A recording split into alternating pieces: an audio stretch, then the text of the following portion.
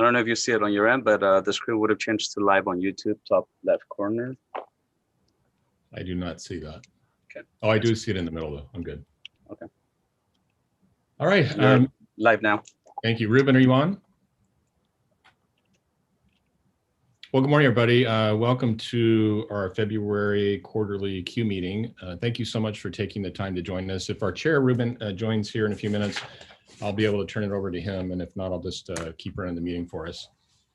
Hope everybody's having a good start to your 2021. And we're definitely glad 2020 is over. But we'll talk a little bit more about that in a second. I would like to, first of all, welcome. We have a few new members that we'll get to in just a minute. And just as a note for you, as well as the rest of the group, if you have questions, comments, suggestions throughout this meeting, please feel free to speak up during the meeting. There's no reason to raise your hand on the screen. Just go ahead and announce yourself and we'll pause and we'll have a discussion. So that's the way we like to run the meeting. And I think it's worked out well over the years.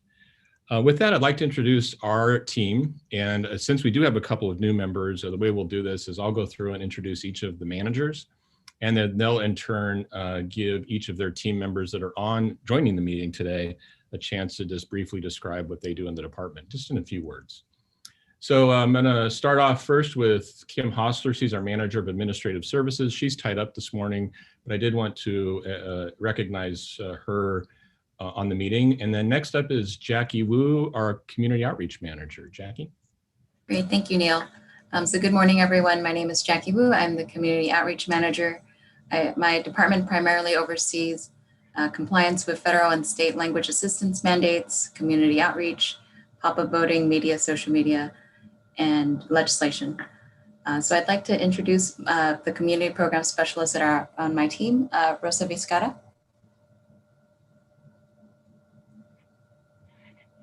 My name is Marcia Nielsen, and I am the Latino Community Program Specialist for the Registered Voters. Great, thank you, Rosa. Christy Chen. Hi, I'm Christy Chen, Community Program Specialist for Chinese community. Thank you, Christy. Cardus Nguyen. Hello, everyone. My name is Cardus Nguyen, and I am the Community Program Specialist for the Vietnamese community.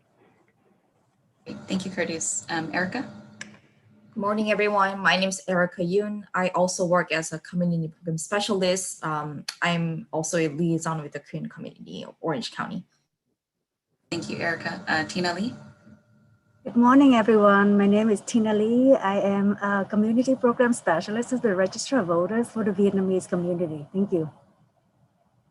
Great, thank you very much. Next up, I'd like to introduce Marcia Nielsen. She's the manager of our candidate and voter services. Marcia. Hi, good morning, everyone. I am the Candidate and Voter Services Manager, as Neil indicated.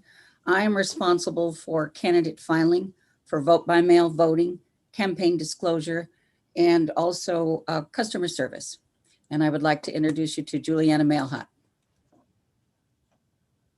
Hello, everybody. My name is Juliana Mailhot, and I am the Candidate and Voter Services Lead here at the front office in the Register of Voters. Thank you very much. Great, thank you both. Imelda Carrillo is our manager of election services. Imelda. Hi, everybody. Good morning. I'm Imelda Carrillo. I'm the election services manager for the department. I oversee the vote center recruitment and operations, as well as the ballot drop box recruitment, CSR management, along with delivery of equipment and supervisor recruitment and management of that as well.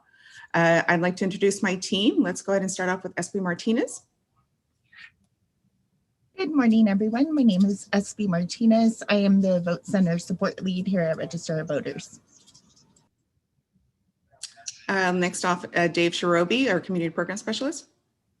I'm Dave Shirobi. I'm a Community Program Specialist with Election Services at the Registrar of Voters. And Adina. Hi, good morning, everyone. My name is Anadina Chim, and I'm also Community Program Specialist here with the Registrar of Voters. Leah.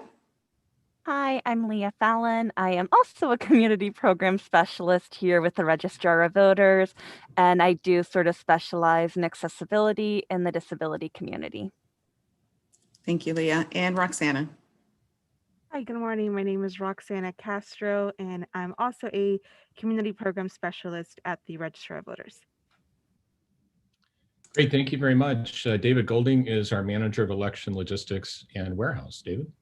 Hi, I'm David Golding. I'm the Warehouse and Logistics Manager here. My responsibilities are the preparation and maintenance of our voting equipment, and as well as the mailing and the pickup of ballots from either the post office or our ballot drop boxes. Great, thank you. Mike Harrod is the Manager of our IT department. Mike? Thank you, Neil. Good morning, everyone. I am Mike. I am the IT manager, and I am responsible for IT and the mapping GIS department. And I'd like to introduce you to Matt Eimers, our GIS supervisor. Hello, I'm Matt Eimers. I'm the GIS supervisor, basically mapping and addresses for the elections. Back to you, Mike. Thank you. We also have Jose Macedo. Hello, everyone. Jose Macedo, IT Services Manager with the Registrar of Voters Office. Great, thank you guys. And Kev Hatanaka is the Manager of our Printing and Graphics Division. Kev? Good morning, everyone. My name is Kev Hatanaka, General Manager over the Orange County Printing and Graphics Division. We're basically the print shop for the entire county, so we print for all county divisions and departments. But we specifically here under the Registrar of Voters, we print all of the election materials, signage, ballots, and voter information guides. Hi, I'm Brock Chadsey. I'm the Production and Design Manager at Orange County Printing and Graphics. I handle the creative design, the election printing production, as well as day-to-day print production for the county. Great, thank you guys. And Justin Berardino is our Operations Manager. And Justin, if you'd like to also introduce Susanna as well. Yeah, hi, it's Justin Berardino, as Neil said, Operations Manager, and that includes IT, warehouse, front office, election services. And with that, I'd like to turn it over to Susanna Rodriguez from Voter and Data Services.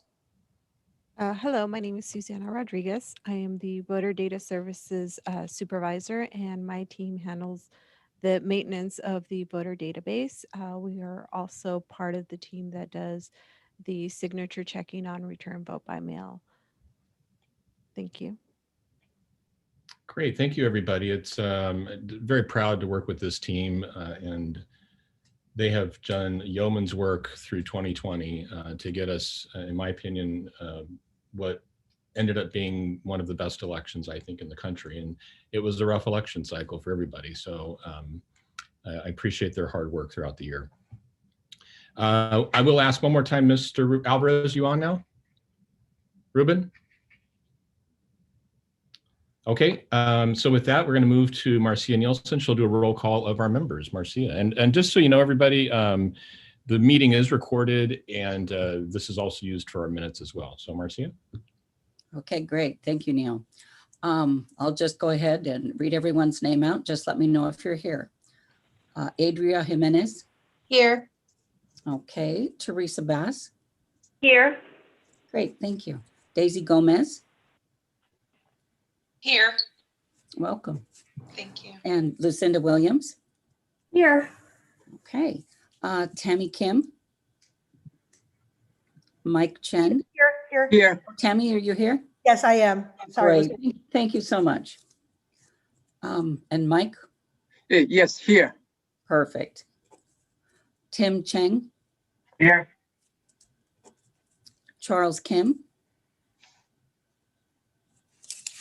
Alba Ramiro. And Ruben Alvarez Jr. Eddie Marquez. Here. Great, thank you. Marisol Ramirez. Deborah Marsteller. Here. Thank you. And Paul Spencer. Here. Okay, and Gabe Taylor. Here. Thank you. And Judith Barnes. Here. Great. Ana Jimenez Plank. Here. Thank you. Ara Braseño. Randall Avila. Hi, I'm here. Thank you. Wanda Schaefer. Here. Great, thank you. Alex Williams. Here. Thanks. And Lyle Breakoff. Here. Oh, thank you. And Garrett Fahey. Okay, thank you. Great, Hey, Marcia, this is Tim Chair. I just want to make sure you have recorded I'm here. I have recorded that you're here. Thanks for confirming. Thank you. Thanks. Great, thank you so much. I do want to introduce one of our new members, Daisy Gomez. She's the city clerk for the city of Santa Ana. We're very grateful that she's joined the Q group.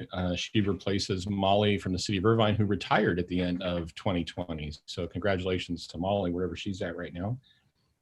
So Daisy, I turn over to you if you want to say a few words and introduce yourself to the group. Thank you. So pleasure to participate in this meeting. Looking forward to working with you all. I've worked with Neil long before I was in the city of Santa Ana when I worked under Larry Herrera's leadership, doing standalone elections in the city of Long Beach. I learned a lot about the voting system. So I'm very much exposed into the data part of it and all the way up until election day and post-election. So just looking to provide insight if necessary. And I am learning a lot about Santa Ana community. The demographics here, quite unique than any other jurisdiction I've ever been a part of. So thank you. Thank you, Daisy. We're really glad you're a part of the group and look forward to your input. So thank you very much. And Mel, I don't mean to put you on the spot, but since our chair is not on, do you happen to have the chair notes on the new members? I do. Yeah, can you go through that section on number 7 for me, please? Yes, of course. All right. So we have members whose term expired December 31st, 2020. They were contacted to confirm interest in continuing to serve. The following members have agreed to continue another term. Term expiration dates have been updated on our website to 12/31/22. These members are Adria Jimenez, Charles Kim, Tim Chang, Eddie Marquez, Paul Spencer, Randall Avila, Alexander Williams, and Garrett Fahey. We have 2 members we were unable to confirm and 1 who is unable to serve another term. So we will be working on a follow-up on those. Great, thank you so much, Imelda. I'm going to table the election of our new chair and vice chair to the end of the meeting, and so we'll just get started on the agenda itself, the next part of the agenda. I'd like to give you an overview of the November election, and of course, as I mentioned at the beginning, it's been quite a banner year for us here at the Registrar of Voters, and I think for everybody involved. But we learned a lot from the cycle in 2020, and the primary itself was very busy for us, one of the busiest primaries we had. We not only launched a new voting system in 2020, but we also transitioned to a new way of voting here in Orange County to vote centers. And when you do those 2 things at once on top of the pandemic, which we'll talk about in a second, it was an amazing year in many ways. When we moved into the summer, we were in full COVID-19 mode and planning for what would end up being one of the largest elections in the history of the county that we ran in November. And, you know, there's so many pieces to that election. I'm going to walk you through a little bit of the trends that we've seen come out of that and the voter behavior from 2020 that we learned about. But suffice it to say that, you know, despite all of the national dialogue and the rhetoric and what was occurring, we really had a very clean election here in Orange County. When I say clean, I'm talking about one that did not have major incidents or issues. And I think that's an important point to distinguish. I've been talking to my team about, you know, we have a delegation coming in next week, and just to give you some perspective, you know, the state of Michigan, Pennsylvania, Georgia, those 3 states were probably one of the group under the most fire around the country following the election. And lawmakers from Michigan, Pennsylvania, and Georgia, including senior lawmakers, the leader of the Senate, the leader of their houses, are coming out to our office next week and Monday of the following week to take a tour and to see how we do things out here in Orange County. And they're not visiting any of the other counties around us, but they're coming to us. So I think that's a testament to the work of the team, but also just to the fact that, you know, we're a little bit resilient here in the county, and we'll continue to do hopefully good work for all of you throughout the years. So here's some information from voters and what we learned. As I mentioned at the top, one of the largest turnout elections in the history of Orange County, only, well, third to 1960 and 1964. And keep in mind at that time, the turnout was a little over 90%, but there were only 400,000 voters in the county in 1960. We now have 1.8 million voters, and we had an 87.3% turnout. If you compare that to 2016, that was almost 10 points higher than where we were in 2016.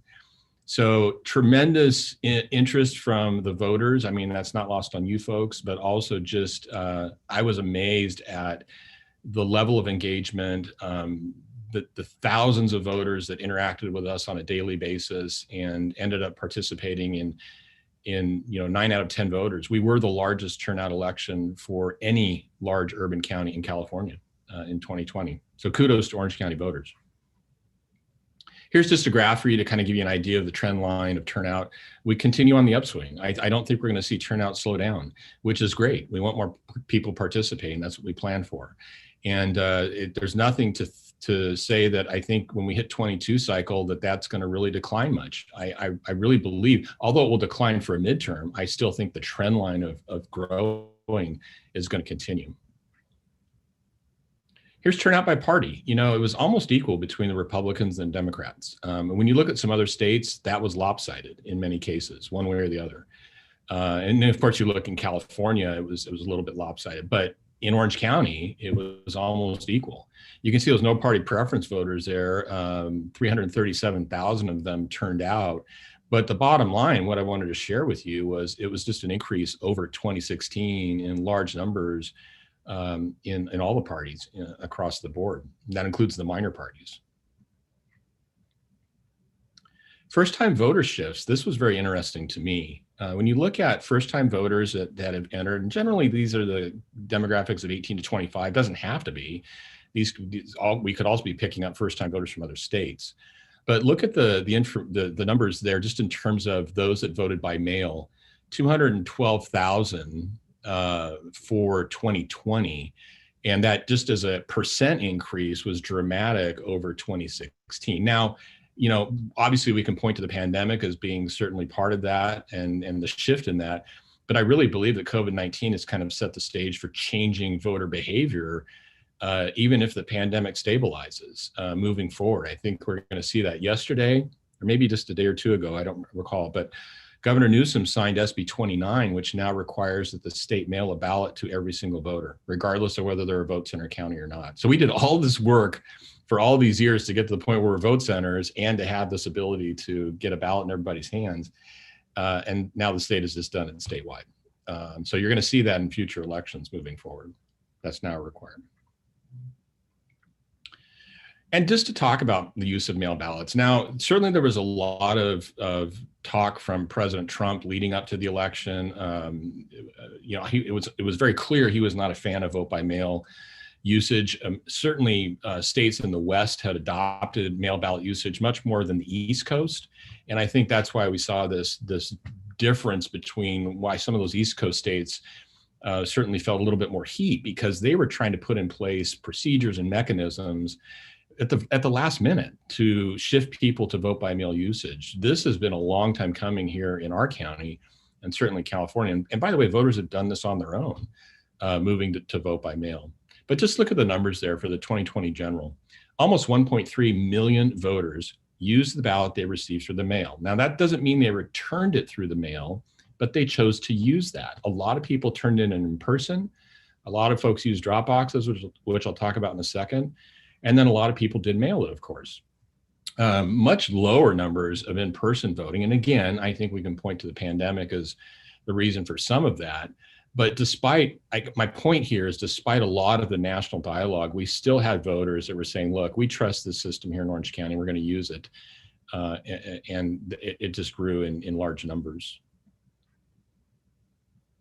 So I want to talk about the drop boxes for a second. You look at that graph there, it's pretty striking, because nearly 40% of our voters decided to drop their ballot into one of our drop boxes. Now, those of you that have been on the queue for a while, go back to when we started even talking barely about vote centers and this move and this transition. And we got a lot of pushback on the use of drop boxes. You know, there were groups in the county that were opposed to it for a number of reasons, and I don't discount their concerns. What we tried to do was to address them. Just to give you one example, in the city of, probably got it wrong, I want to say El Monte, might have been another LA County city, but there was a Dropbox fire. And those ballots were completely destroyed. Somebody lit those ballots on fire in that box. We planned, long before we even installed our drop boxes, to have fire suppression systems in them. We have a mechanism in them to protect them from water damage. In other words, they're they're raised off of the floor. We had one drop box that some guy in a park decided to pour beer into one of our drop boxes. Well, the beer didn't damage the ballots. It went down in the bottom of the box and was separated from the ballots themselves. So, and they're made out of 1/4-inch steel. The bottom line is, I think voters really realize that, look, this is a preferred method for them. We hear loud and clear from voters. The data is very clear that they want these drop boxes around.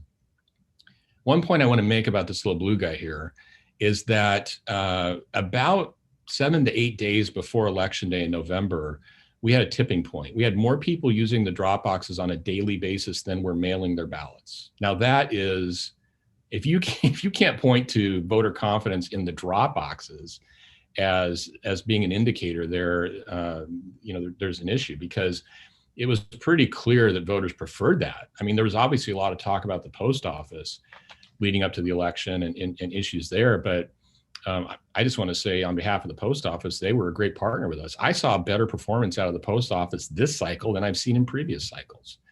And I think part of that could have been the scrutiny that they were under. But at any rate, we had a good partnership with them as well. This is just another graph for you to show that polling place shift. Now, this is voters that were traditionally polling place voters before we made the transition to vote centers. That's one thing I want to point out really clear here.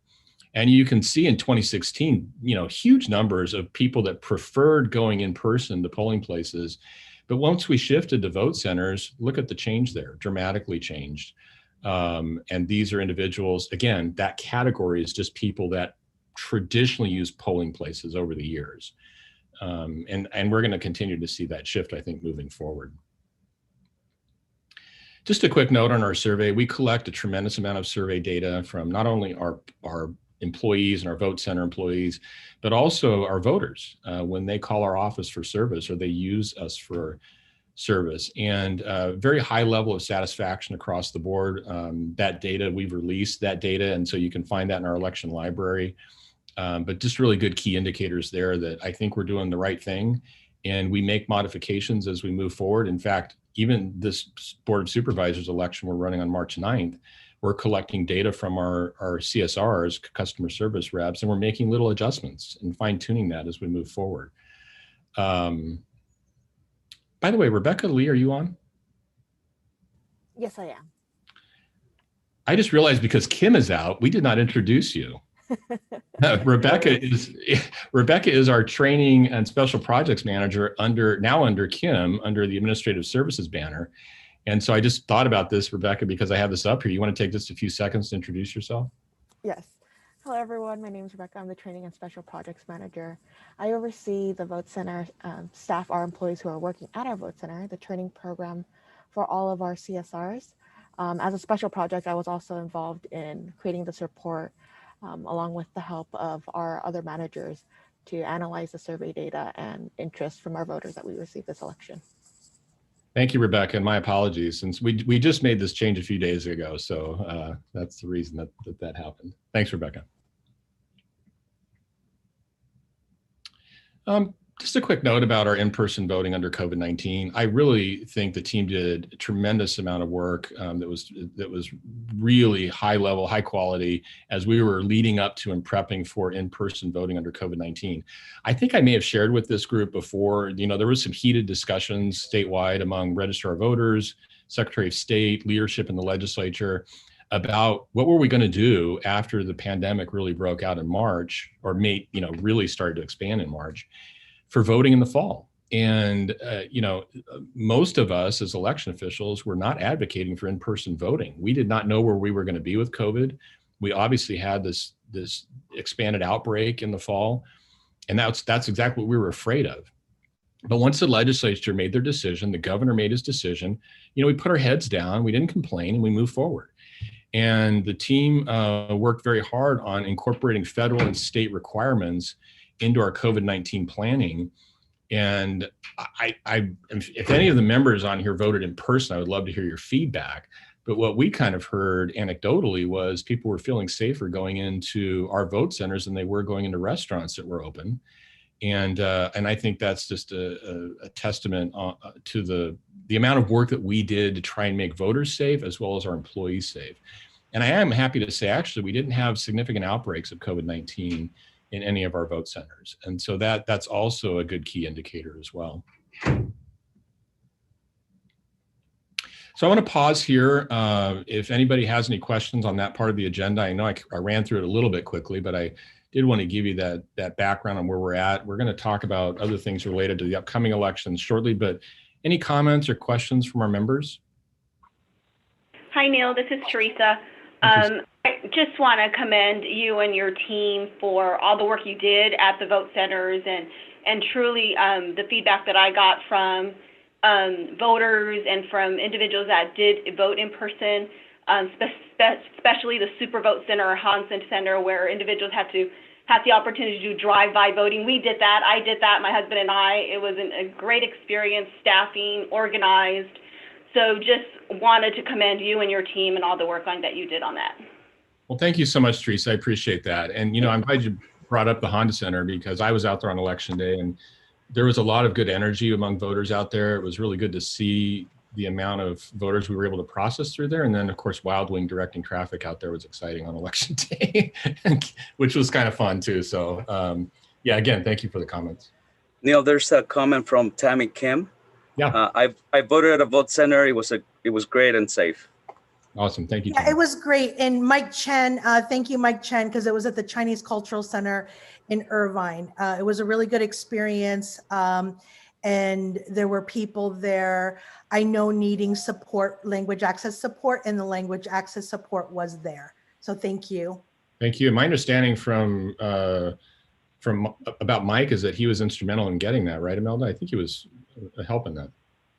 Yes, they continue to provide additional support every election, so we are very appreciative. I know Roxana on my team works directly with them in getting that secured, and with Christy Chen's help as well. Great, thank you. Thank you very much. I have another question, Neil. Yeah. I've had questions about our current election that's going on right now, and the ballots went out a couple weeks ago. When do the teams start picking up the ballots from the drop boxes? Thank you, Judith, for the question. We actually started picking those up the day that we mailed them. And so those teams, in fact, I'm here radio chatter right now. They're out there in the field doing it on a daily basis. Thank you. You're welcome. Neil, speaking of the drop boxes, and I know I should know this myself, I should have done the research, but are they open countywide or just in the district? That's a great question. They're only open in the district, and I've gotten that from a lot of people.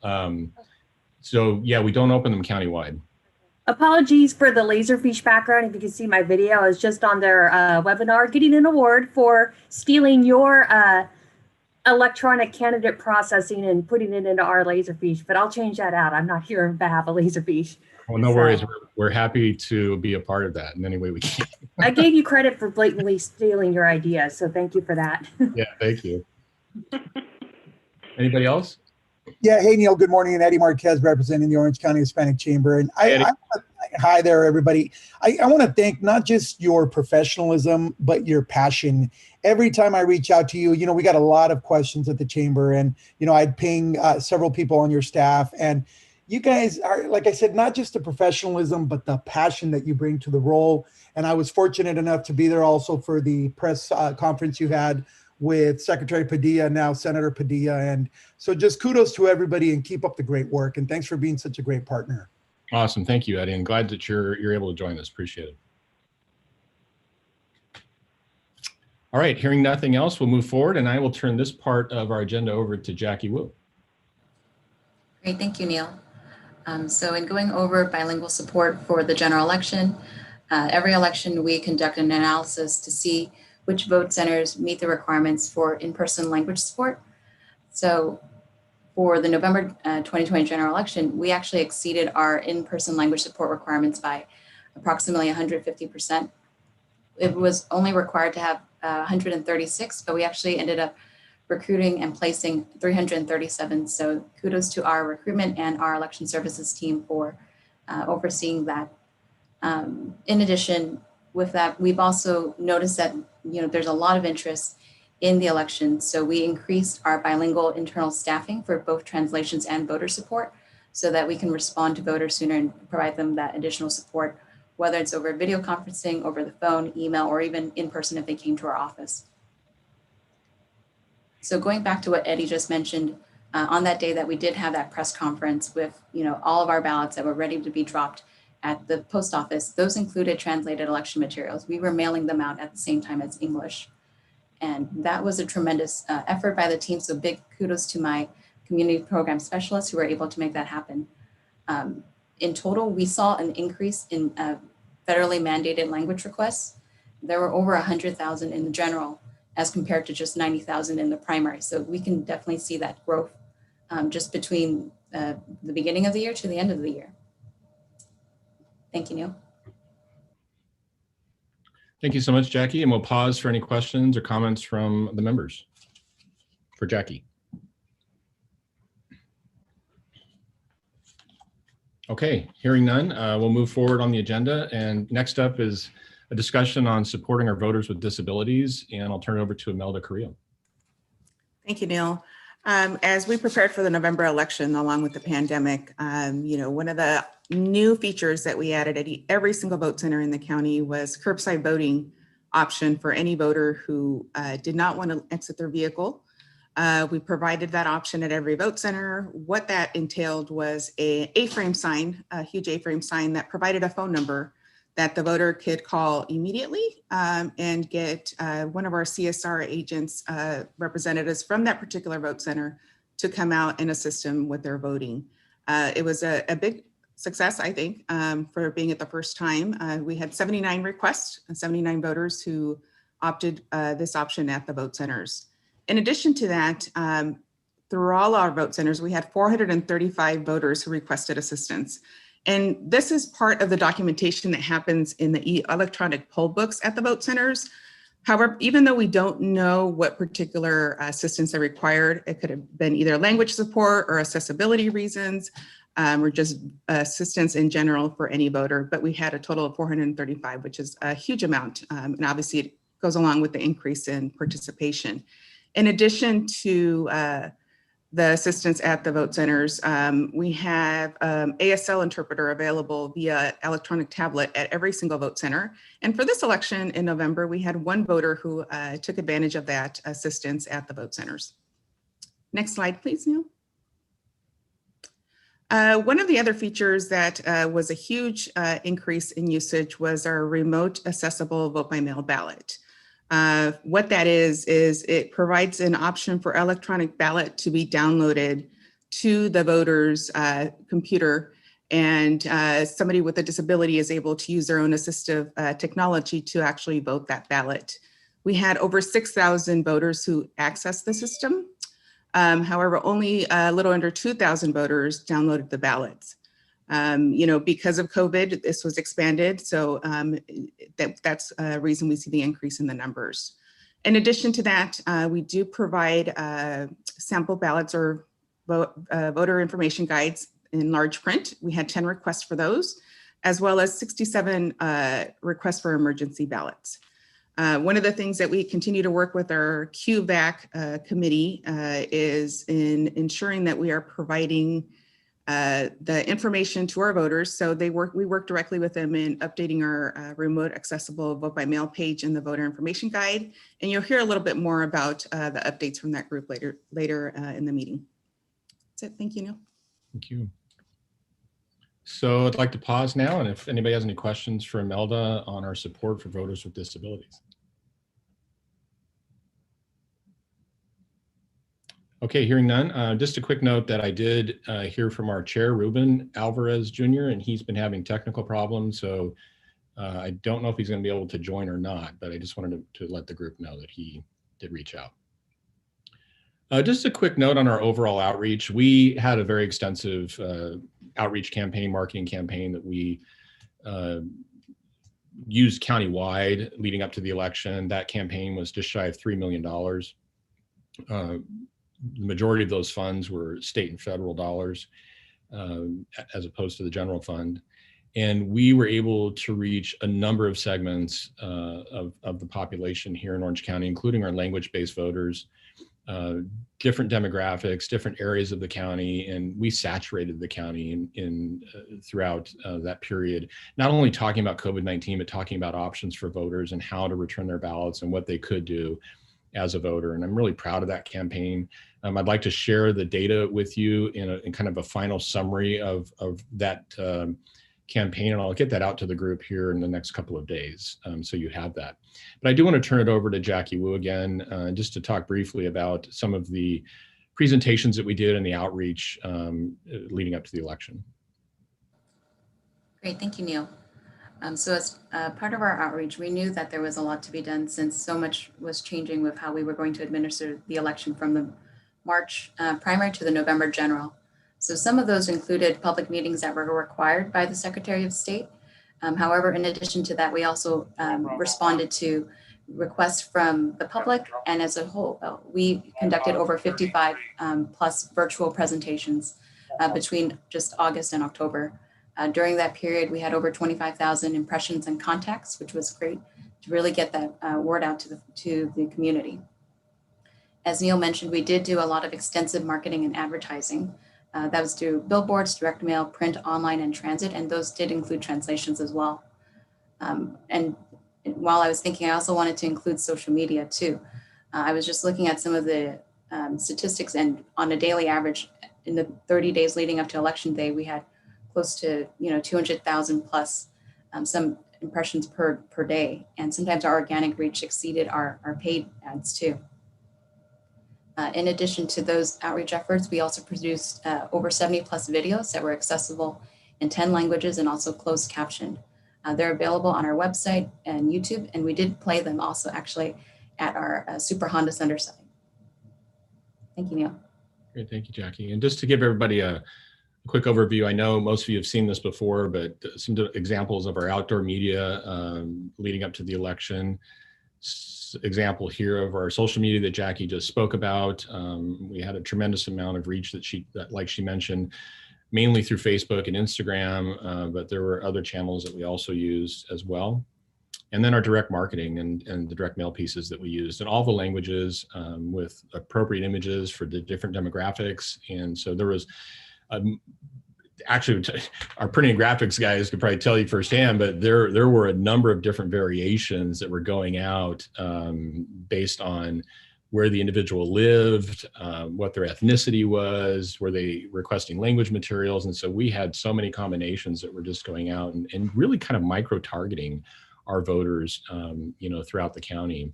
And there wasn't a county in California, based on my discussions with the Secretary of State, that was doing something like this. So it really was helpful for, I think, our voters, but we also got a really positive feedback from them as well on that. I'd like to pause here if there's any comments or questions or related to our outreach campaign. Again, like I mentioned, I'll be sending that data out here shortly. Okay, hearing none, moving forward. One of the things that we worked on leading up to not only the whole 2020 cycle, but certainly as we were gearing up for the presidential general, was trying to fight disinformation. And that is a challenge because the disinformation was flying right and left nonstop. Now, some of the information, might have been valid. And what we wanted to do was to put out something on our website where people could go for a trusted source to find out the answers to their questions. And we took the kind of the high level categories of questions we were hearing on our incoming phones and chat logs to put that into kind of a Q&A session on our website for voters. And the reason we did this, and I think this is an important point, is Pew Research over the summer did some research related to trusted information on elections. Where could people go to find information? And that Pew Research showed very clearly that the #1 agency in a county that was trusted for this information was the local election official. It wasn't the statewide officials, it wasn't the federal government, it was their local registrar, their local county clerk.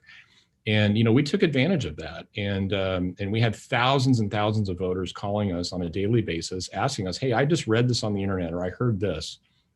And so we're going to continue with this as well on our website. And I think it was really helpful for voters.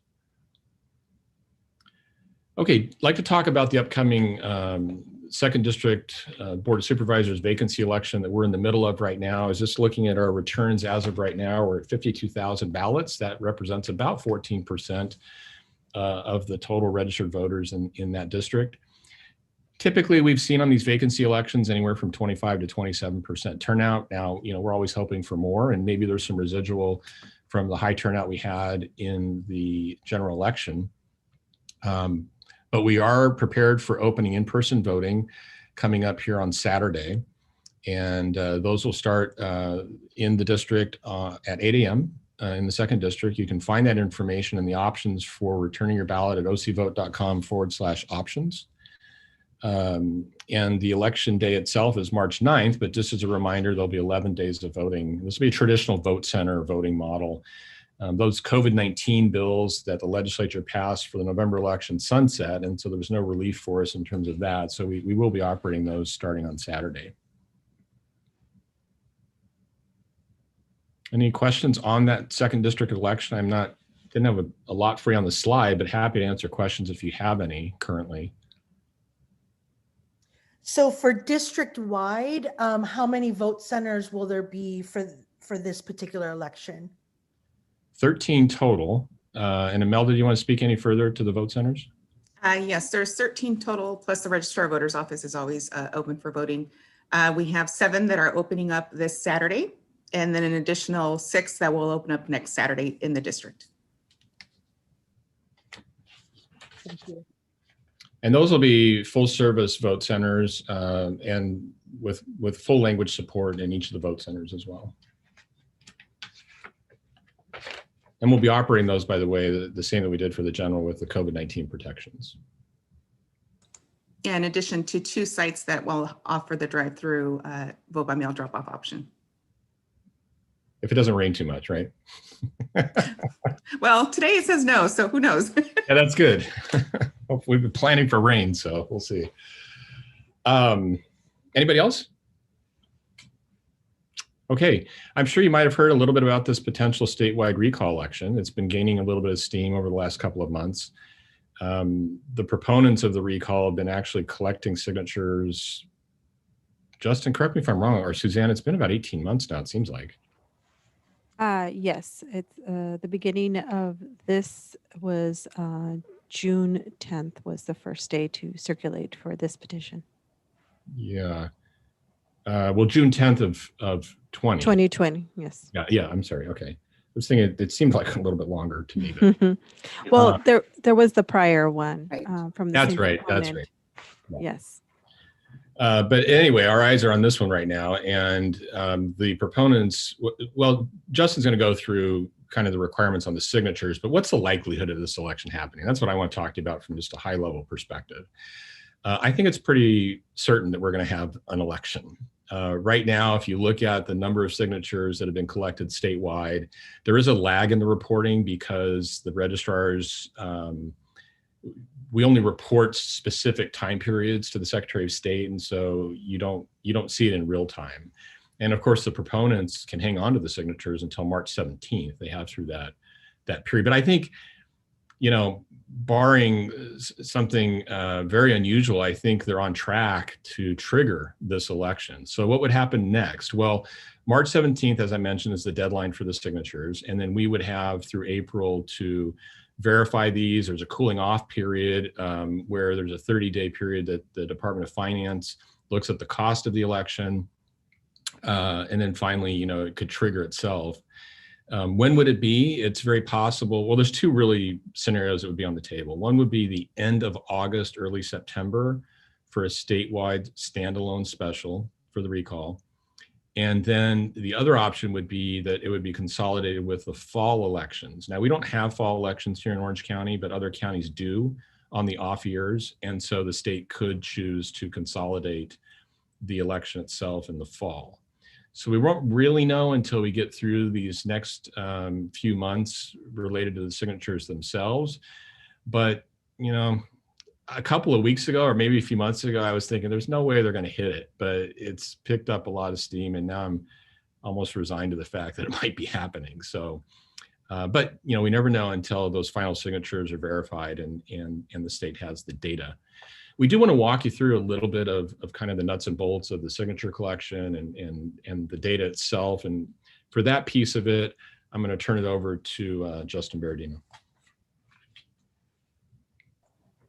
Okay, thank you, Neil. So for the recall election, for them to have enough signatures to force an election, that would be approximately 1.5 million signatures submitted statewide. We have 167,000 approximately submitted to Orange County. However, we just got sent some new signatures, so that number is a little bit higher. It is at, find the exact number at the moment. 207,542. Yes, 207,542. I have it right here. And we have checked 130,623 as of this morning, and 80% of those, we're still on 80% of those being valid. Can I take that real quick, Justin? I'm sorry. Yes. Just a note on that, 80% validity on a statewide petition is pretty high. We've seen statewide petitions in here that are in the 70s, really bad ones are in the 60s. But this is a key indicator for me that when you look at that 80% positive rate and then knowing what the proponents are saying they have in their hand, it looks, pretty certain that we're going to be heading to an election. So anyway, sorry about that, Justin. Yeah, no problem. Next slide, please. Okay, so 1.7 million signatures have been gathered statewide. So you can kind of do the math. 80% of that is probably what you could project as being good and heading towards that 1.5 million number.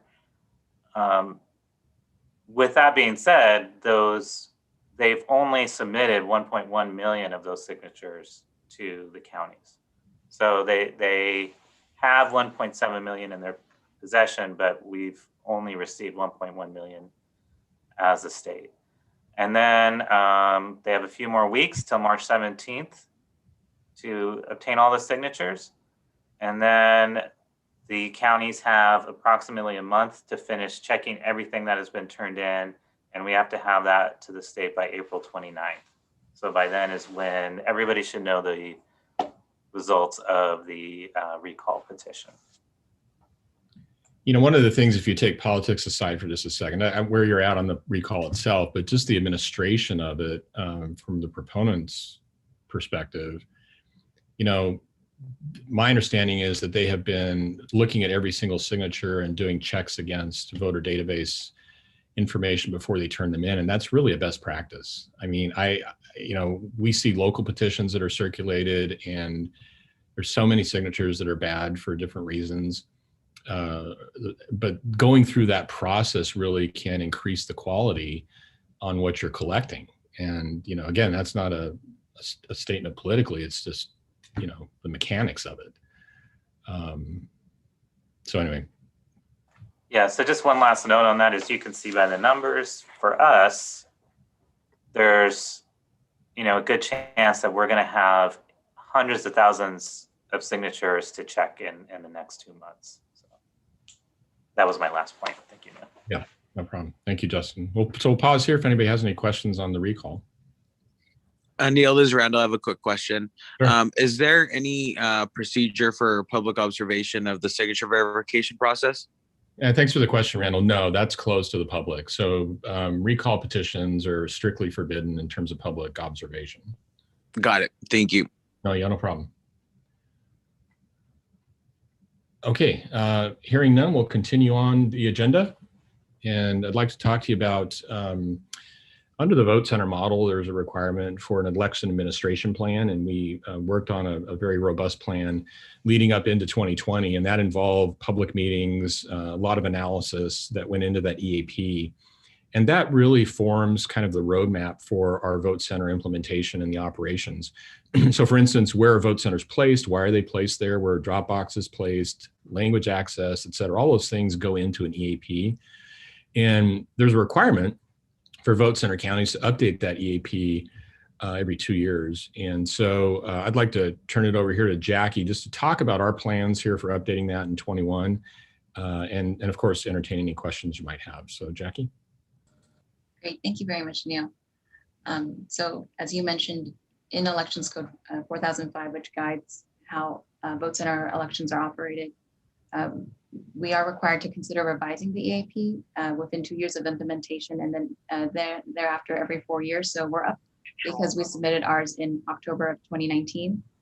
So we do, as some of you may remember, we held extensive public meetings back in 2019. However, that was in person. So as of now, we are creating a timeline on how we would go from having our public meetings, consider revising it, and then submitting it eventually to the Secretary of State for approval. So we are looking at creating public meetings for the languages that we support and also for voters with disabilities. We're currently looking at October 2021 to finish the entire process. So we'll review and make adjustments based on lessons that we've learned, and our staff will reach out to community partners to start the community outreach and setting up public meetings. Anybody have any questions on our EAP plan? I'd really encourage you to let your networks know about this, because this is a really good opportunity for them to provide input on what worked or what didn't work in their communities for our Vote Center rollout in 2020.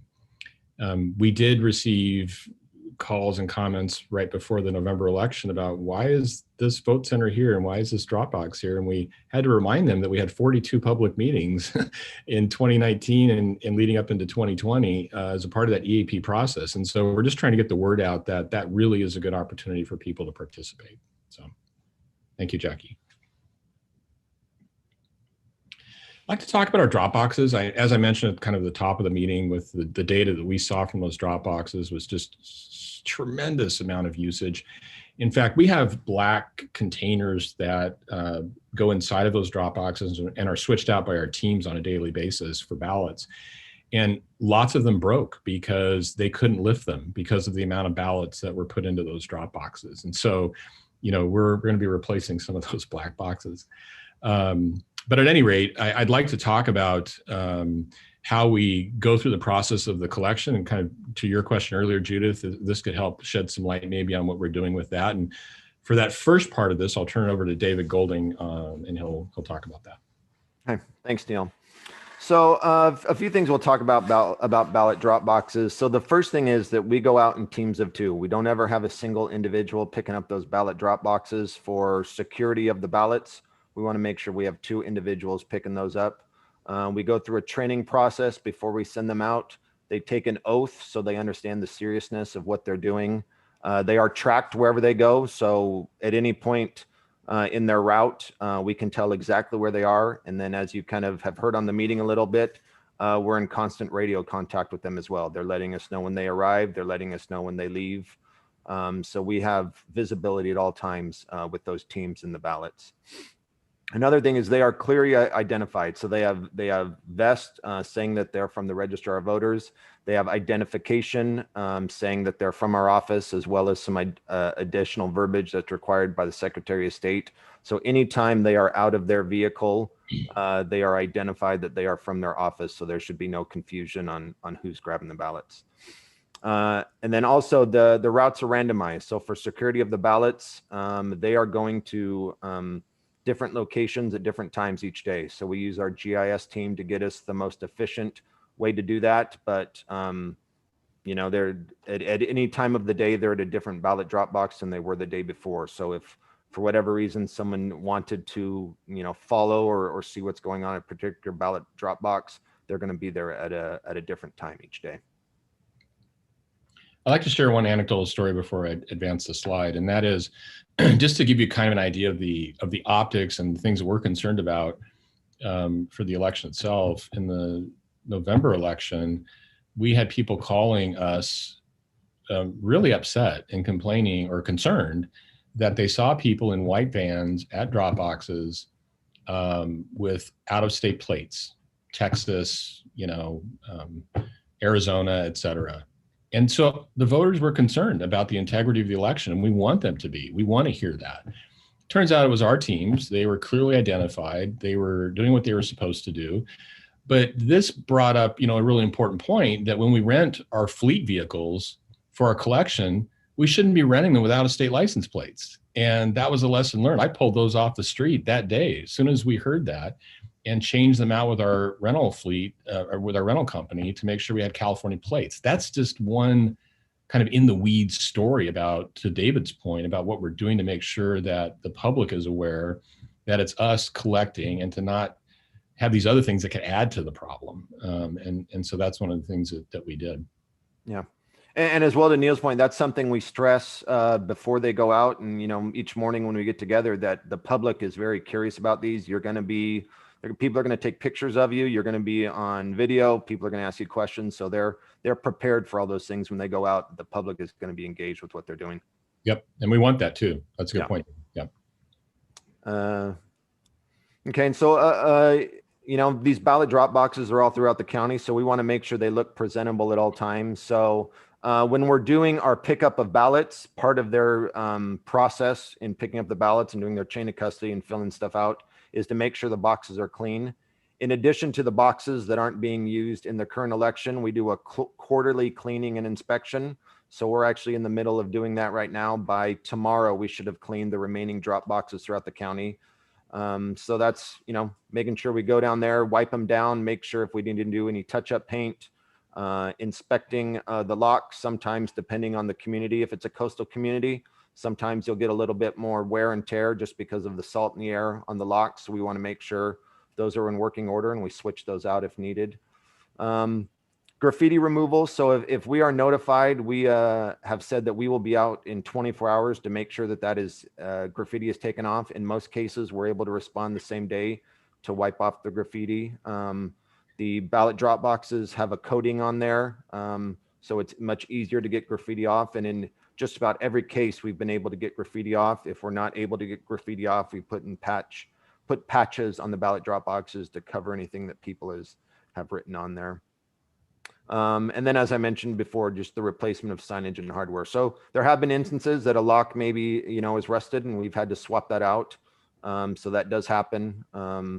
You know, these things are tanks, they're not going anywhere, but, you know, there could be an instance where we do need to change some of the hardware on there just so it's functionally working at all times. So I recently presented the city of San Clemente's city council meeting as they were discussing the drop boxes in their city. And one of the questions I got from one of the council members was, why do we need to leave these out in between elections? And it's a great question, and I appreciated it. But, you know, I take a very strong stand on that, and that is that these boxes placed around the community will become known to the voters, and they're going to have more faith and trust in the system if these boxes are not moved around constantly or are disappearing in between elections. And, you know, you look at Colorado and Washington and Oregon, who've used drop boxes for decades. And they never touch the drop boxes. They stay exactly where they are in between elections. And there's been a lot of good data come out of those states about voter confidence related to that. And again, just the fact that we had more people using drop boxes than any other method for returning their ballots is another reason we don't want to be moving these around. And they're not designed to be doing to do that. I certainly will work with cities. There are partners. For an example, in the city of San Clemente, they wanted to move one of their drop boxes from right in front of City Hall to a planter at City Hall to be able to have a drive-through. And we'll certainly help work with them and accommodate that. So that's something that we'll continue to do. David, do you have anything further on maintenance? No, that's it. Thank you. Great, thank you. We're going to move into the general. Question, Neil. Oh, yes. Yeah, please. Are the cameras on all year round? They are. So about 90% of our drop boxes have surveillance systems covering them. We'll continue to work to get 100% here at some point, but those surveillance systems, we partner with the private landowners or the government agencies that are operating those. And yes, they are on year round. So have they been used to catch the people that are doing this graffiti, or not really possible? We haven't gone down that path, Wanda. I think that's probably not a bad idea when it does come up, but we respond to it and clean it and then we're done with it. I guess that's probably not the best approach, you know, but. And I can just add, as far as graffiti, and you know, there've been one or two sites where it's been a couple times, but in most cases, we're not getting graffiti over and over and over again at ballot drop box sites. So the easiest thing to do is to go out and clean it, make sure it's presentable. I think if there's a site that we're probably getting issues over and over and over again, we probably go down that road. But in most cases, we're cleaning it off and moving on. Yeah. And just to add one last thing to that, you know, we take the Disneyland approach. And that was one of the things I wanted to do from day one. And that is, if Disneyland gets a report of graffiti, they have teams that go out within, you know, I think in their case, it's like an hour. But for us, it's a 24-hour response. And former law enforcement guy can tell you that these knuckleheads that are out there tagging things, they want that stuff up. And if they see that somebody's coming along and cleaning it immediately, they move on to something else. And so that will continue to be our policy, strict policy. Hi, Neil. This is Teresa. Just to add to that, that was one of the questions even one of our council members had asked of me with regard after we finished our last election, if the permanent placement of it, and as well as concerns of graffiti. And I shared the same with that you had just said, just kind of puts that note of recognizability of where it is in their community, where they know when comes election season, where, they could drop off their ballot box. And then also shared with regard, because we've had some instances of graffiti at some of our locations by our library, and had to share with you. Your team has been outstanding with that. Our librarian, she's and our staff has kept an eye on it. They reach out to your team. We've had removal even the same day, but within 24 hours. So, and I shared that with our council member, and he was pleased to hear that. So kudos to your team on your graffiti team, because they've either gone in the same day or within the 24 hours it's gone. Excellent. Thank you for the feedback, Teresa. That's great to hear. Okay, we're on to the general operations of the boxes themselves. And I think Imelda's going to handle this, and then SB is going to handle the data. Is that right, Imelda? No, SB will take over everything. Okay, so I'd like to turn over to SB, who has been a lead on many of our Dropbox issues. So SB, it's all yours. Hi, good morning. Thank you, Neil. So just to build on what Neil mentioned, we did see a tremendous amount of usage in our Dropboxes. I think most of us were pleasantly surprised and excited to see that voters were really receptive to drop boxes and returning their ballot at their preferred choice, which is the great thing about our implementing vote centers and drop boxes. So during November, we had 116 in operation. It's important to note that we did add 6 additional drop boxes between our March primary election and November. Some of it was based on community growth, based on feedback from different cities and voters. And then then also in preparation because of the COVID-19 pandemic, we anticipated that we wanted to expand those options for voters to continue to keep them safe and increase opportunities for them to use a Dropbox. All of them were opened 29 days ahead of Election Day. We have 3 different Dropbox options. Some are walk-up only, some are both a drive-through and a walk-up option, and then some, as Neil mentioned, are drive-through only. If we can go on to the next slide, please. In March, we saw about 18% of ballots were returned via a Dropbox. And in November, that increased to 45% of all ballots that were returned by vote by mail were used at a Dropbox. So the total numbers were nearly 600,000 voters used a ballot or used a Dropbox to return their ballot. So that was a huge growth. It was the highest return method, as Neil mentioned, versus we received more ballots at Dropboxes versus by mail, in-person voting, or even individuals that chose to drop off their ballot in person. So it was a huge increase of that use. We can go on to the next slide. Oops, sorry. Oops, there we go. So as I mentioned, nearly 600,000 voters use that official Dropbox. What we found is voters found it super convenient because with ballot tracking or OC Ballot Express, they can go into the system, they can find that it was received within, as soon as our office collected it and it was processed on that daily basis, or if not the next morning, voters were continuously being updated via text or email that their ballot was received. And so it got to a point where, based on the volume, as Neil mentioned, the last 7 days, we were receiving tens of thousands of ballots. I believe on Election Day alone, it was over 90,000 ballots that were returned at Dropboxes alone. So obviously it does take some time for us to process those. So there were some voters that were a little antsy about not getting the feedback immediately. So I know that's something that we're discussing internally on how to increase that communication to voters. But over 44 Dropboxes saw returns over 5,000 ballots each. And there were only 2 Dropboxes out of this 116 that had returns under 1,000, which sounds like a small amount, but it's still 1,000 voters that chose to return their ballot through a Dropbox method. We can go on to the next slide. I think that's it. That's it. Okay, thank you so much. Yeah, thank you, SB. And I know we provided a lot of information for you on the Dropboxes, so wanted to pause again if you had any thoughts or comments or questions. Hi, Neil. It's Adria from Buena Park. Adria. Hi. I just wanted to say thank you for your Dropbox and your Dropbox team. I know the residents here, specifically the seniors, really appreciated the Dropbox and the location. It was at one of our city facilities, their actual senior center. So the fact that they trusted that senior center kind of just transferred on to trusting the ballot Dropbox location. So thank you to you and your team. Yes, thank you. Thank you very much.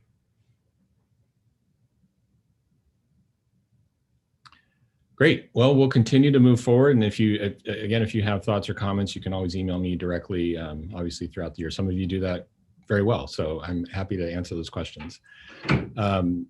We have a really strong support here among our subcommittees of our Q group that are other members that are part of these subcommittees, not a part of the general membership. And we have 2 subcommittees that we run. One is our Voters with Disabilities Access Subcommittee, as well as our Language Access Subcommittee. And so we'd like to give you an update and then have an opportunity for the chair or co-chair to say a few words as well. So first we'll start off with our Q Voting Accessibility Committee, and Imelda's gonna start off and lead that discussion. Great, thank you, Neil. As Neil mentioned, our subcommittees are an extension of our Q group, which they have been really great in providing that additional dedicated feedback regarding accessibility and improving in all aspects. We had a meeting earlier this month in which we elected Gabe Taylor again. He agreed to serve as co-chair of our QVAC, which we're excited that he has continued to support. He's been a member of the Q since the beginning and is an active participant in feedback across the board. Just a quick update before I pass it over to Gabe. Our attendance and community participation continues to remain high on our QVAC. I think the virtual option is well received, and obviously it's convenient. People can log in from wherever they are, home, work. So that has definitely increased the participation that we have. And obviously our members continue to be engaged. We continue to receive constant feedback and ideas and different suggestions throughout this group. Actually, Gabe led an open discussion on how we can continue to work together to improve accessibility countywide. And with that, I'll go ahead and pass it on to Gabe, our co-chair, so he can give you an update as well. Gabe? Yeah, thank you, Imelda. And again, just I want to just give you and your staff kudos for everything that you're doing. I mean, as you said, the participation and the attendance for the VAC meetings has increased. We were actually talking about the numbers earlier, and there were 19 people that attended the last VAC meeting, which is huge when it comes to these meetings, because it's sometimes hard, especially with everything going on, to get folks to turn out to have these discussions, but they're really important. And so it's a testament to everything that you and Roxana and Leah and Adina have been doing to get people to these meetings, to be able to provide their input and feedback, because it's really important. So, and it was really great to see, just in terms of the accessibility, a lot of the different options that were being used by people in the numbers. The RAVBM was probably the biggest, the remote accessible vote by mail.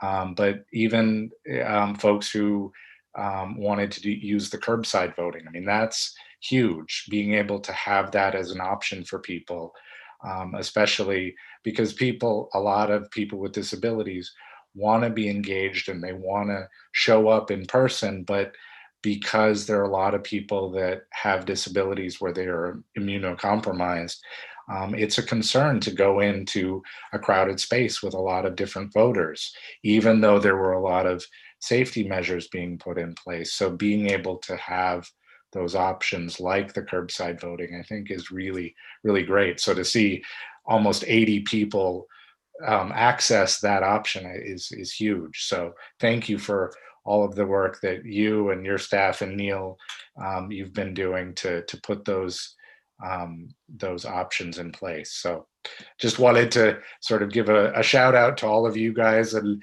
keep up the good work. And, you know, we will, the members of the VAC and you know, staff at DRC, we'd be more than happy to continue assisting in whatever ways we can to make these conversations positive and worthwhile. So. Yeah, thank you, Dave. Yeah, sorry, Leo. Thank you, Gabe, for those kind words. And definitely it is a partnership.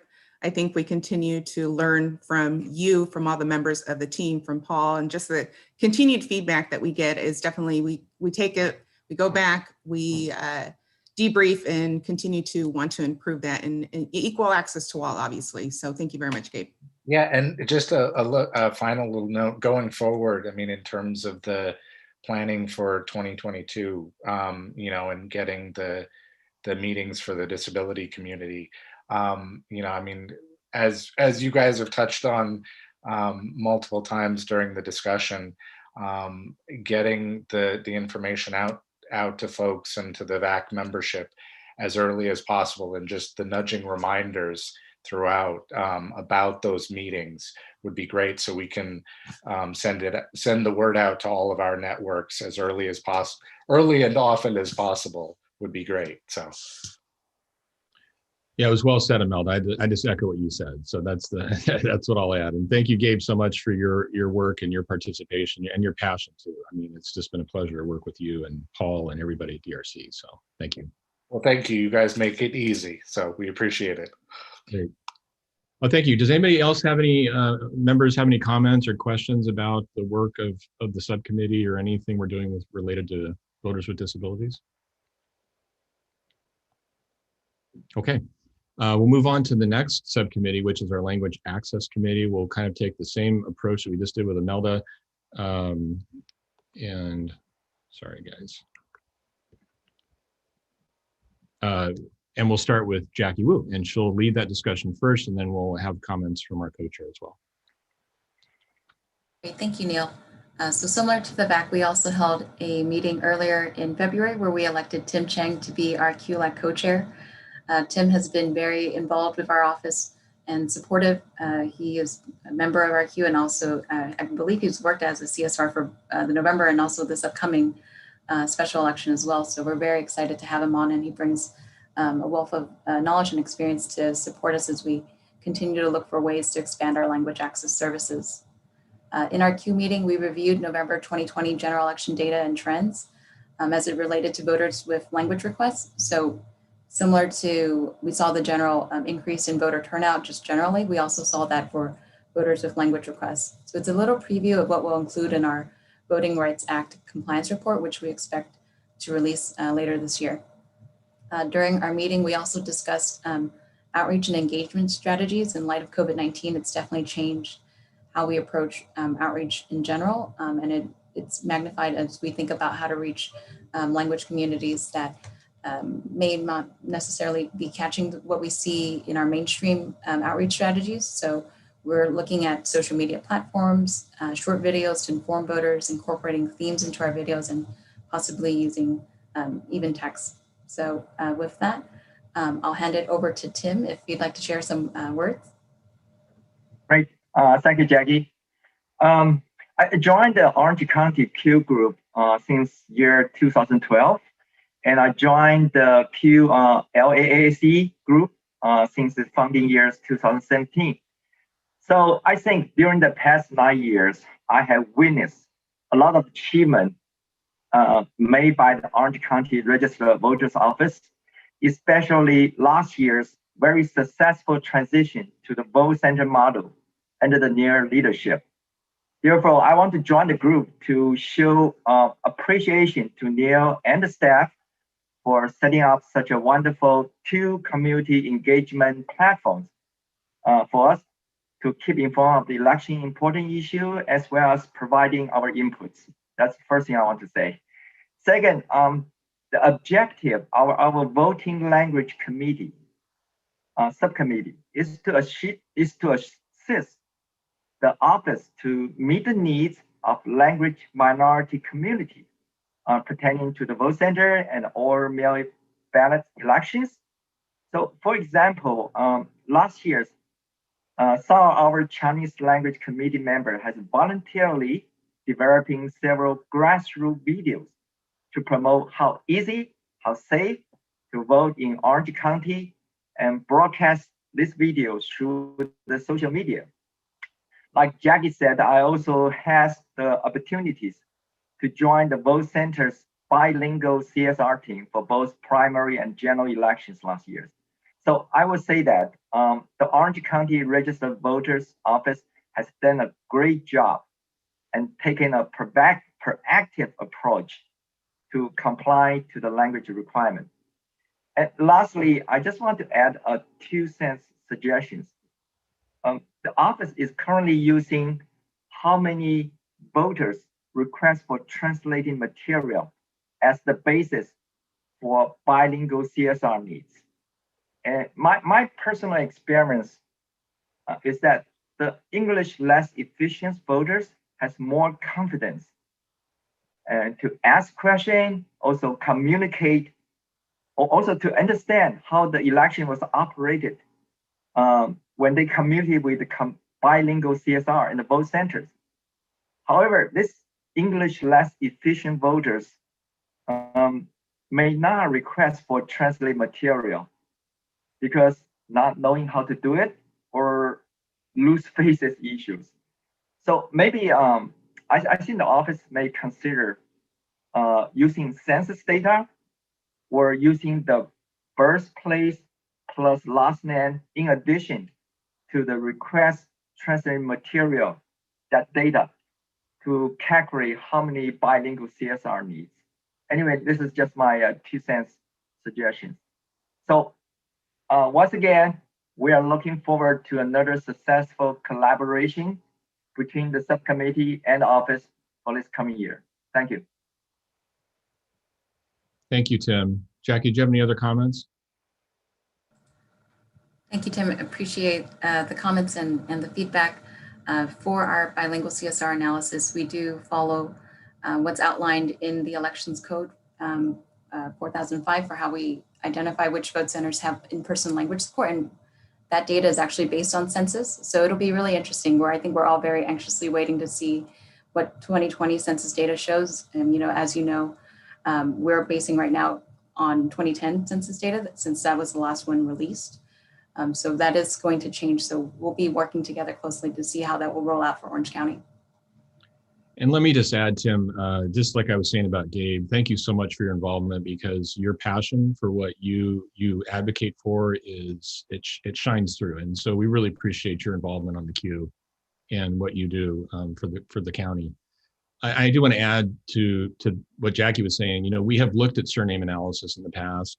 There's a number of issues with that, but I don't think it's something that we should just set aside. I think we need to take your comments to heart and then maybe have a discussion about it. And that's something maybe we can do at the next subcommittee meeting. So maybe, Jackie, that's something we can add to the agenda. We can address that.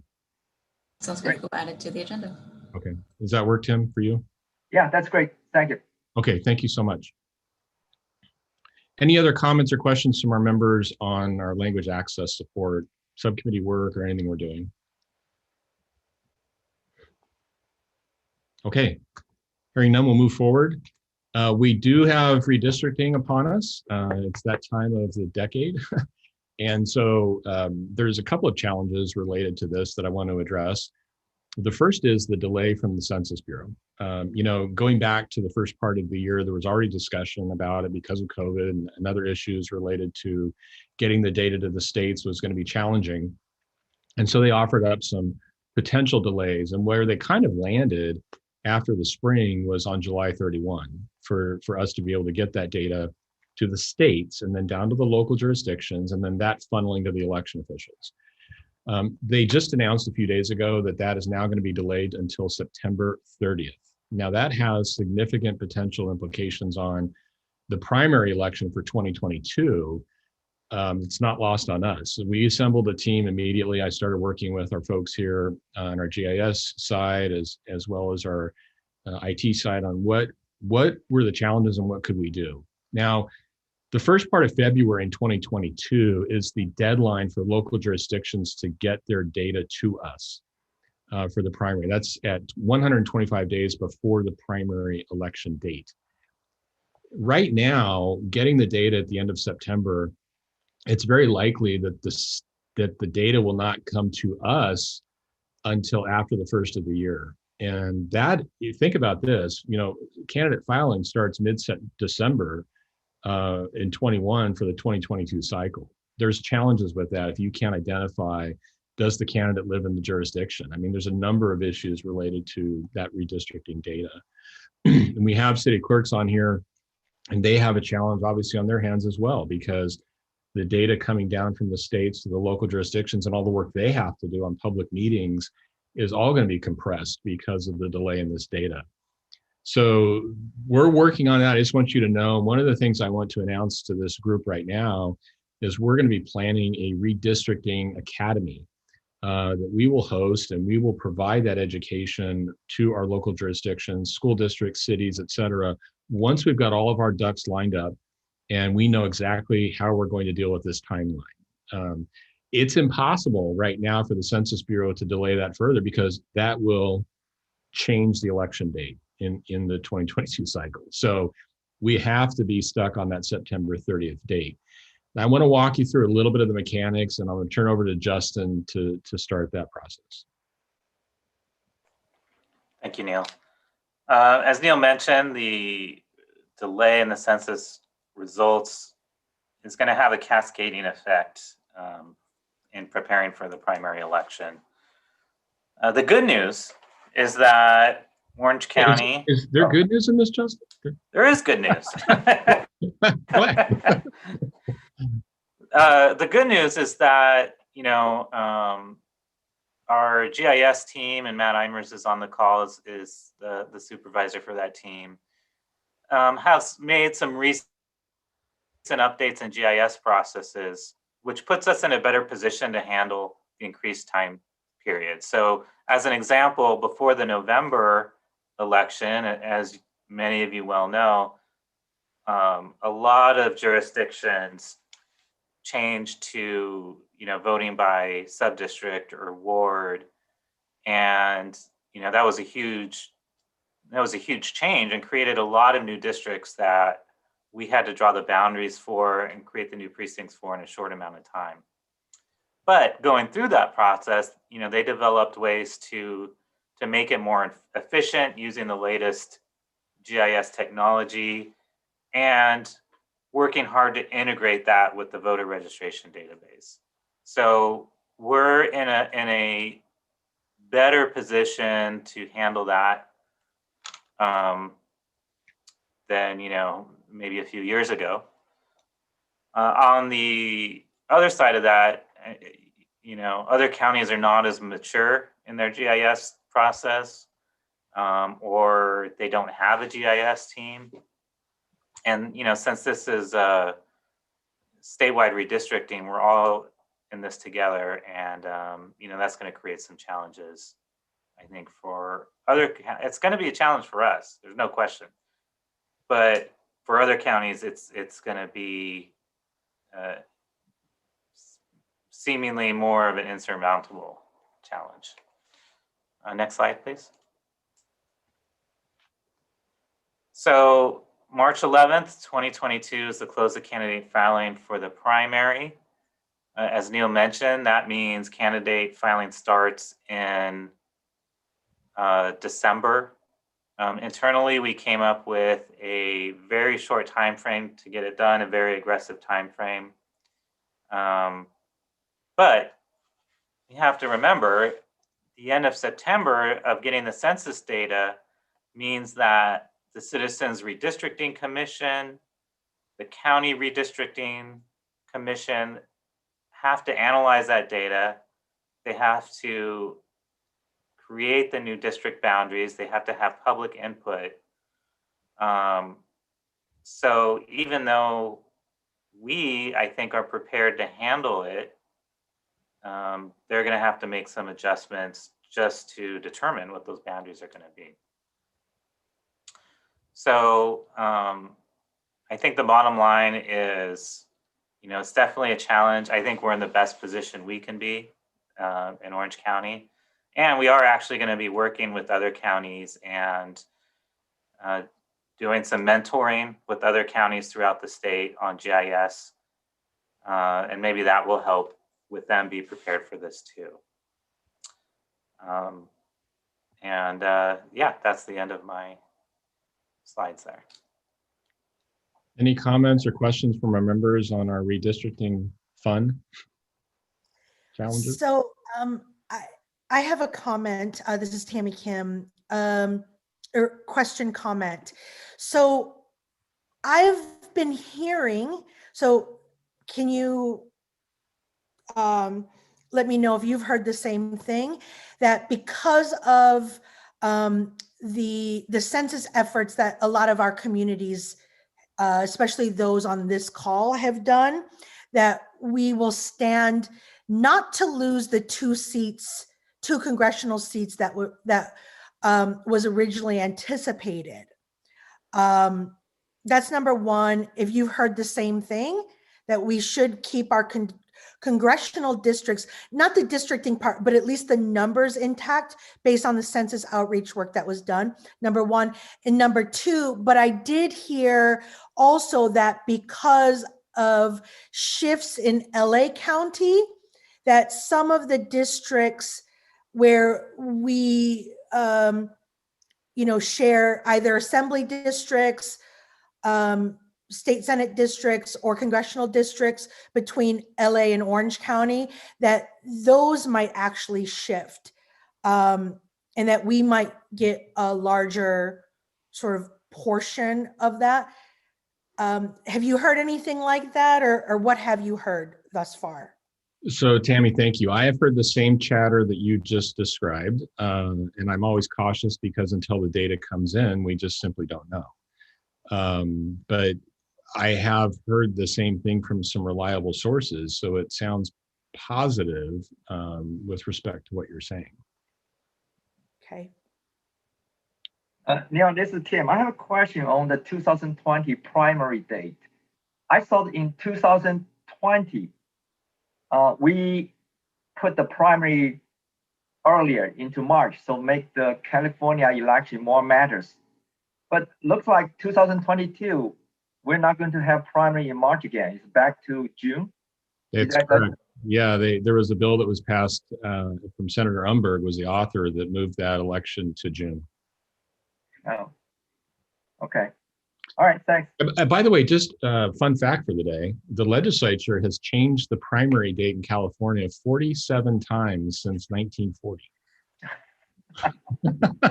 So is it off again and on again? So my understanding is that in presidential election years, it is in June, but in non-presidential years, it's in March. Is that how it works? No, flipped. Jack, I don't know if you have the bill language in front of you. I don't have it in front of me, but based on. Or I'm sorry, it's the other way around, the Right. other way around. Sorry. Yeah. Yeah, the opposite way around. Yeah. You want to add anything to that, Jackie? She tracks our bills, helps track our bills for us. I'll take a look at it now. I remember it's Senate Bill 970. Yeah. Yeah, but you're right, Tammy. I think that's the way. It's the other way. Okay. But it is alternating, or it will, moving forward, alternate between March and June based upon whether it's a general election or. Yeah, that's my understanding. Yes. Okay. Yeah. Which, and Tim, it was a good question, because if it would have been in March, we would have been sunk, right? And I had some conversations the day that the Census Bureau announced this with our acting Secretary of State at the time, and he was saying, what's your palette like for changing the primary day? I said, this is crazy. Why would we even talk about that? That's crazy. So we've got to make this work somehow. And Tammy, did you have? I'm sorry. Did you have another question?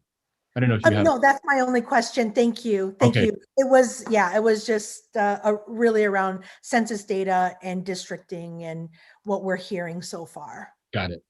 We will be sure to keep you informed on our Redistricting Academy and how we're going to host that. Obviously, we've got a lot of work to do to get that ready, and I'm anticipating it'll be in a couple of months, but we will plan to get that out to all of our jurisdictions, as well as our advocates, for you to join us on that. And we'll be able to describe you exactly how we're going to be handling this. Matt Eimers, I don't want to leave you out of this. Do you have anything you'd like to add? Not right now. I mean, we're one thing we're also doing is making sure the address points and the latest points are in the system. So that definitely helps with redistricting. So want to add that to the whole mix. Great. Thank you, Matt. Yes. Justin, did you have anything further? No, thank you. Okay, great. Thank you. That brings us just a couple of minutes ahead of schedule, so I'm respectful of your time, and just a couple of closing remarks and comments. As I mentioned, Ruben, our chair, was not able to join because of technical issues, and my suggestion to the group would be to table the election of the new chair and vice chair to the next meeting, unless anybody has objections to that. And I'll pause if you do, since he was not able to join. But do we want to approve the minutes at this Yes, meeting? that's next, Lucinda. You're reading my mind. Well, clerk's an agenda, so, okay. That's right. Yes, well, thank you. So if no objection, then we will table that election to the next meeting. And then just to Lucinda's point here, I sent out yesterday the meeting minutes for the October 22nd, 2020 Q meeting that we had. So those should be in front of you in draft form. And if there's any comments or questions, otherwise entertain a motion to approve those minutes. This is Teresa. I move approval of the minutes. Thank you. Moved by Teresa. Is there a second? This is Tim. I second the motion. Thank you, Tim. All those in favor signify by saying aye. Aye. Aye. Aye. Any opposed? Great, that motion carries. We'll change those minutes over from draft to official. And then I have just a couple other quick comments. Anna Jimenez Plank has been a part of our Q group from the very beginning in 2010 as a dedicated poll worker throughout the years here in Orange County. And I just really appreciate her input over the years. She's going to have to step off of the Q group, although she was able to join us for this meeting today. And Anna, I just want to say again, thank you on behalf of our entire team for everything you've done and your participation as a Q member. And I'd like to just pause here and hand the floor over to you if you have anything you'd like to say.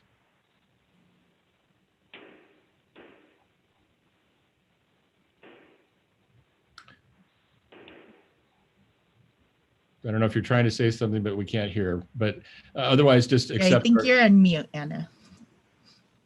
Yeah. Thank you, Neil. Thank you. I have enjoyed my time on this committee, but mostly representing the Orange County poll workers over all these years. I started as like a inspector, a clerk, then inspector, and joined the committee. I wish you all luck on this committee. It's, you know, very vital to have elections. And Neil, you're like, you know, numero uno for having elections, integrity, and ahead of the curve on everybody else, every other state, from what I see. Thank you all. Thank you again, Anna. We really appreciate, again, everything you've done. Thank you so much. Thank you. Last thing I have for you folks is my action items will be to send you the marketing material summary report. I'll get that out to you. I'll get out the presentation to you as well.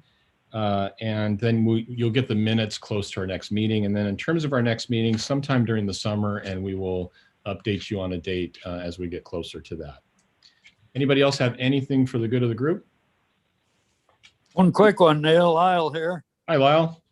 Howdy, howdy. Welcome, everybody. Hope everybody's doing well and pressing on. But just a thought came across on the recall and the